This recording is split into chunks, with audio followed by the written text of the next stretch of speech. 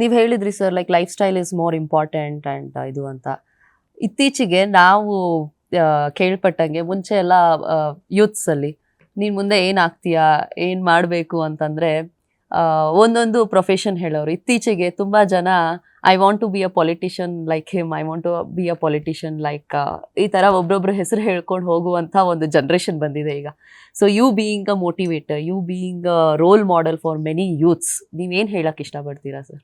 ಅದು ಒಳ್ಳೆ ಸಂದೇಶನೂ ಕೂಡ, ಒಂದು ಒಳ್ಳೆ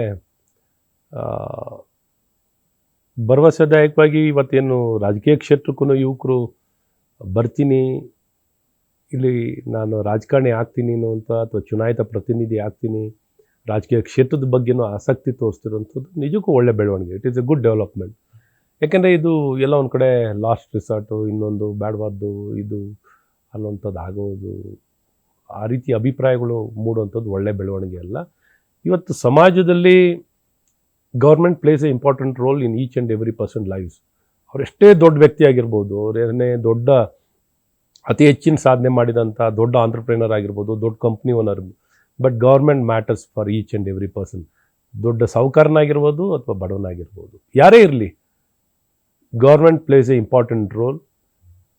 elected representative place in a very important role. ಹಾಗಾಗಿ ಇದು ಒಂದು ಬಹಳ ಮುಖ್ಯವಾಗಿರುವಂಥ ಒಂದು ಕ್ಷೇತ್ರ. ಇದನ್ನೆಲ್ಲೋ ನಾವು ಕಡೆಗಣಿಸ್ಕೊಳ್ಳೋಂಥದ್ದಲ್ಲ. ನಿಮ್ಮ ಫೇವ್ರೆಟ್ ಫುಡ್ ಯಾವುದು ಅಂತ ಕೇಳ್ಬೋದಾ? ಖಂಡಿತ. ನಾನು ಮೊದಲು ತುಂಬ ಸ್ವೀಟನ್ನು ಇಷ್ಟಪಡ್ತಿದ್ದೆ. ಸ್ವೀಟು, ಎಲ್ಲ ಸ್ವೀಟನ್ನು ಚಾಯ್ಸ್ ಅಂದರೆ ಎಲ್ಲನೂ ಇಷ್ಟಪಡ್ತೀನಿ. ಅದರಲ್ಲೂ ವಿಶೇಷವಾಗಿ ಎಲ್ಲ ಮೈಸೂರು ಪಾಕು, ಓಕೆ, ಜಾಮೂನು ಮತ್ತು ಕಜ್ಜಾಯ ಆಗಲಿ, ಒಬ್ಬಟ್ಟಾಗಲಿ, ಈ ರೀತಿ ಇಲ್ಲ ಅಂತ ಯಾವುದಕ್ಕೂ ಇಲ್ಲ, ಇಷ್ಟ ಎಲ್ಲನೂ ಪಡ್ತೀನಿ ತುಂಬ. ತದನಂತರ ಒಂದು ಸ್ವಲ್ಪ ತಿಳುವಳಿಕೆ ಜಾಸ್ತಿ ಆದಂಗೆ ಒಂದು ಸ್ವಲ್ಪ ಮತ್ತೆ ನಾನು ಮಿಲ್ಲೆಟ್ಸ್ ಕಡೆ ಬರೋಕ್ಕೆ ಸ್ಟಾರ್ಟ್ ಮಾಡಿದೆ. ಮಿಲ್ಲೆಟ್ ಕಡೆ ಅಂದರೆ ಕ್ಯಾಲರೀಸು, ಲೋ ಗ್ಲೈಸಿಮಿಕ್ ವ್ಯಾಲ್ಯೂ, ಒಂದು ಏಜ್ವರೆಗೂ ಇದೆಲ್ಲ ಫ್ರೀಕೌಟ್ ಮಾಡ್ಬೋದಿತ್ತು. ಜಂಕ್ ಫುಡ್ಡು ಇದೆಲ್ಲ ಫ್ರೀಕೌಟ್ ಮಾಡಿ ಅಬ್ಯೂಸ್ ಮಾಡಿದೆ ಬಾಡಿನ. ತುಂಬ ನಾನು ಚೆಬ್ಬಿಯಾಗಿದ್ದೆ, ಒಂದು ಸ್ವಲ್ಪ ವೆಯ್ಟ್ ಎಲ್ಲ ಜಾಸ್ತಿನೇ ಇತ್ತು, ದಪ್ಪನೂ ಇದ್ದೆ. ಸೊ ತದನಂತರ ಹಾಗೆ ತಿಳುವಳಿಕೆ ಹೆಚ್ಚಿಸ್ಕೊಂಡು ನನ್ನ ಎಂಡ್ಯೂರೆನ್ಸ್ ನೋಡಿದೆ. ಒಂದ್ಸಲಿ ಯಾವುದೋ ಒಂದು ಬೆಟ್ಟ ಹತ್ತಬೇಕಿತ್ತು. ಆ ಬೆಟ್ಟನ ಹತ್ತಕ್ಕೆ ಹೋದಾಗ ಮೇಲೆ ಕೆಳಗಡೆ ಎಲ್ಲ ಕಡೆಯಿಂದನೂ ಉಸಿರು ಹೋಗ್ತಿದೆ, ಬರೀ ಮೂಗು ಬಾಯಿಂದ ಹೋಗ್ತಿಲ್ಲ, ಎಲ್ಲ ಕಡೆಯಿಂದನೂ ಮೇಲೆ ಕೆಳಗೆ ಆಗ್ತಿತ್ತು. ಚಿಕ್ಕ ಮಗುಗಳು ಎಷ್ಟು ಸುಲಭವಾಗಿ ಹತ್ಕೊಂಡು ಹೋಗ್ತಾ ಇದ್ರು. ಸೊ ನಮ್ಗೇನಾಗಿದೆ, ಇಷ್ಟು ಆರೋಗ್ಯನ ಹಾಳು ಮಾಡ್ಕೊಂಡಿದ್ದಿಲ್ಲ ಅಂತ ಅನಿಸಿ ಈಗಾಗಲೇ more than 10 years, more than 10-12 ವರ್ಷ ಆಯಿತು. ಅವತ್ತಿಂದ ನಿಶ್ಚಯ ಮಾಡಿದೆ, ಇಲ್ಲ, ವಿ ಅಬ್ಯೂಸ್ಡ್ ಎ ಲಾಟ್, ನಾವು ಇನ್ಮೇಲೆಲ್ಲ ಸರಿಯಾಗಿ ಆರೋಗ್ಯ ಕಾಪಾಡ್ಕೋಬೇಕು, ಅದಕ್ಕೆ ಬೇಕಾಗಿರೋಂಥ ಕ್ರಮ ವಹಿಸೋಣ, ಆಹಾರದಲ್ಲಾಗಲಿ ಅಥವಾ ಫಿಸಿಕಲ್ ಆ್ಯಕ್ಟಿವಿಟಿ ಅಂದ್ಕೊಂಡು. ದೆನ್ ಮಿಲ್ಲೆಟ್ಟು, ಮುದ್ದೆ ಕಡ್ಡಾಯವಾಗಿ ತಿಂತೀನಿ, ಮತ್ತು ಇಂಟರ್ಮಿಟೆಂಟ್ ಡಯಟಿಂಗ್ನಲ್ಲಿದ್ದೀನಿ. ಸೊ ಇದೆಲ್ಲ ಮಾಡ್ತಾ ಬರ್ತಾ ಸೊ ಒಂದು ಸ್ವಲ್ಪ ಈಗ ಊಟನ ಲಿಮಿಟೆಡಾಗಿ.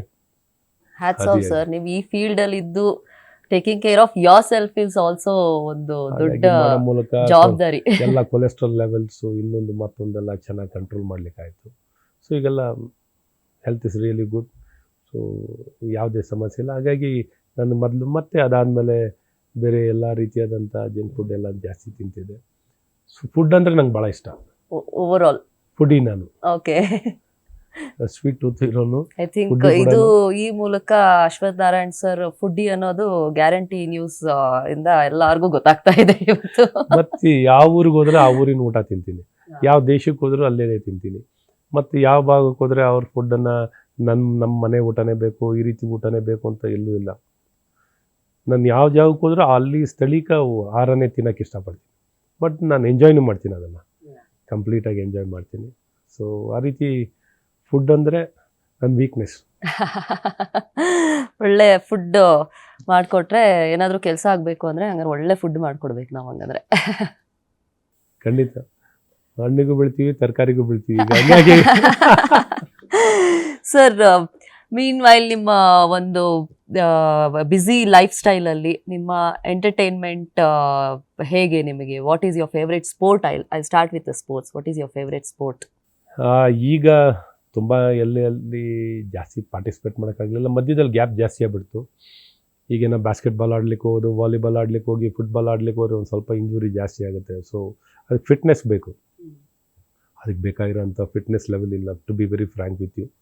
ತುಂಬ ಏನಾರು ಅತಿಯಾಗಿ ಆಡೋಕ್ಕೆ ಹೋದ್ರೆ ಇಂಜುರೀಸ್ ಜಾಸ್ತಿ ಆಗುತ್ತೆ. ಸೊ ನಾನೇನು ಮಾಡ್ತೀನಿ, ಈ core exercise, squats, strengthening exercise ಮಾಡಿಕೊಂಡು, ವಾಕಿಂಗು, ಸ್ಟ್ರೆಂಥನಿಂಗ್. ಮೊದಲು ಓಡ್ತಾ ಇದ್ದೆ 10K ಎಲ್ಲ ನಾನು ಓಡ್ತಾ ಇದ್ದೆ, ಚೆನ್ನಾಗಿ ರನ್ನಿಂಗ್ ಇತ್ತು. ಮತ್ತು ಈ ಕೋವಿಡ್ ಟೈಮ್ ಬಂದಾಗಿಂದ ನಾನು ಈ ಫಿಟ್ನೆಸ್ಸು, ಓಟ ಎಲ್ಲ ಕಮ್ಮಿ ರೆಡ್ಯೂಸ್ ಮಾಡಿಬಿಟ್ಟೆ.